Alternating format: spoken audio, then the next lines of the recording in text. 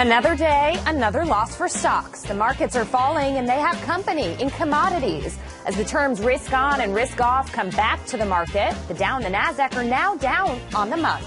Hello to you out there on your laptops and your iPads, and welcome to Futures Now. I'm Jackie DeAngelis. Today we are joined by Anthony Grisanti and Jim Urio and our special guest, Peter Schiff of Euro Pacific Capital and the author of The Real Crash, America's Coming Bankruptcy. And as the title suggests, it's a real upbeat read.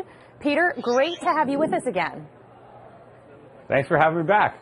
All right, listen, let's get right into it. Let's start with gold. You've told us that gold is going to 5,000. You've also told us that, quote, gold has only one direction to go, and that is higher. So why has it been one of the worst trades this year?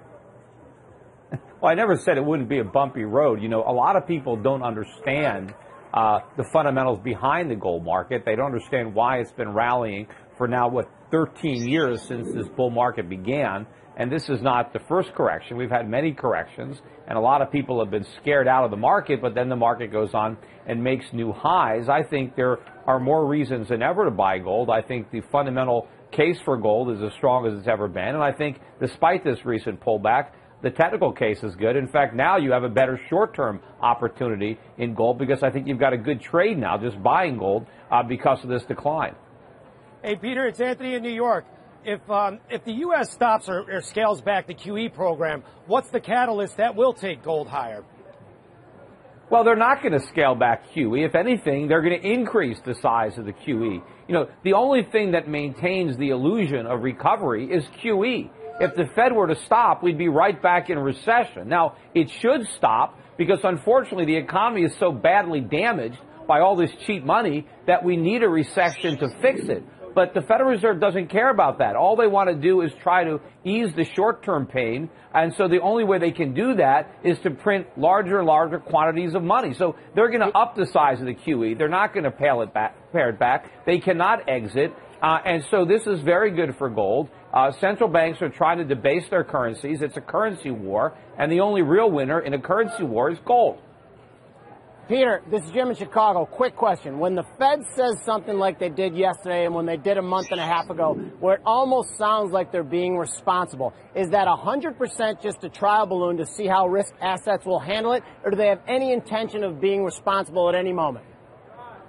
No, absolutely none. I mean, there might be some voices of dissent at the Fed, and they're going to be silenced. And, of course, people are going to worry about the negative long-term consequences of what they're doing, just like maybe a drug addict occasionally worries about the negative consequences of doing heroin. But he doesn't care because it feels good to do the heroin right now. And that's all the Fed cares about, is how do we make the economy feel good? We're going to numb it up with all this monetary heroin. We're going to try to artificially prop up the real estate market, the stock market. We're going to try to prop up the government so it doesn't have to default. We can help it monetize its debts and inflate them away. So it doesn't matter what the Fed says. All I care about is what the Fed does. And they're going to keep doing what they've been doing, which is printing money.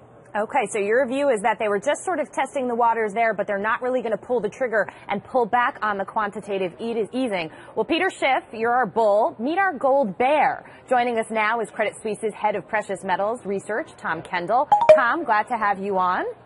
Hi, it's a pleasure. All right, look, I know Peter's going to be dying to get in here, but I want to start it off because in your note that you say that the gold rally has been a byproduct of some of the fear that we've seen in the Eurozone collapse, and that fear is in the past. But if you look at the European stock market today, if you look at the euro today, that fear very much in the present.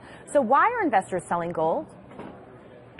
Yeah, well, gold has had a very good run, as Peter said, and we've come out of this period over the last 3 or 4 years where people have felt really concerned about equities, about housing, about governments, about currencies, and now we're not saying everything in the garden is rosy, but it's looking sufficiently better to investors than it did 12 months ago or 18 months ago for them to start considering putting less of their capital into defensive assets like gold and treasuries and putting more of it to work into something that gives them a yield. And that's what we've been seeing so far this year. Yeah, well, if you think about it, though, gold doesn't need a political crisis to shine. As a matter of fact, if you go back to 2000 to 2008, before the Eurozone crisis, before the 2008 financial crisis, gold did better in that environment. Stocks were going up, but gold was going up even faster. So why do you think you need to have a political crisis? It's a monetary crisis. There's too much inflation. There's too much money printing. That's what's been driving the gold rally, not the Eurozone. I'm sorry, the inflation point I don't get, because there is no inflation in the developed world. What the central banks are trying to do is to do everything in their power to avoid deflation. There is no inflation pressure either. There's in plenty of inflation. The government doesn't want to acknowledge it, right but now. Prices are rising. Consumer prices are going up. Money supplies are expanding. That's the definition of inflation. You can see the inflation in the bond markets. You have bond bubbles. You have housing bubbles. Look what's going on in the world. Interest rates are too low. There's too much money creation. That's inflation. That has to stop. But the central banks are afraid to let it stop because they don't want to allow the economies to restructure. Well, I think there's not enough people who any longer agree with that view. That's the problem for the gold market right now. You've seen a very bearish reaction in the gold market over the last week or so, and just the minutes from yesterday from the FOMC meeting in January, where you had minutes outlining the fact that FOMC members are discussing the potential for scaling back QE sometime down the line. Just that potential discussion has taken. They've been discussing that for years. It's all a bluff. It's all bark and no bite. I mean, they've checked into the Roach Motel of monetary policy. They can never withdraw the stimulus. It's all a bluff. You're saying the stimulus can never be withdrawn, and we're on this QE track indefinitely, way into the future. Well, not indefinitely. It's going to end when there's a crisis, when there's a currency crisis, when the dollar implodes, when we have a sovereign debt crisis. That's what's going to bring the party to an end. But the Federal Reserve is never going to act preemptively to take away that punch bowl. They're afraid to do that. So they're going to push the envelope as far as they can. Peter, when does that happen? I don't know the exact date, but I think every day we get closer to it. But do you think that that's something that could happen this year, next year, more in the short term, or are we talking about continuing this policy? It could happen tomorrow. You know, I don't know. I mean, we're living literally on borrowed time. I think we've already gone on longer than it should have. But eventually it's going to come to an end. And you can see, you know, all the problems around the world that are resulting from this monetary policy. And eventually it's going to culminate in a dollar crisis. But until then, it's going to be business as usual at the Fed.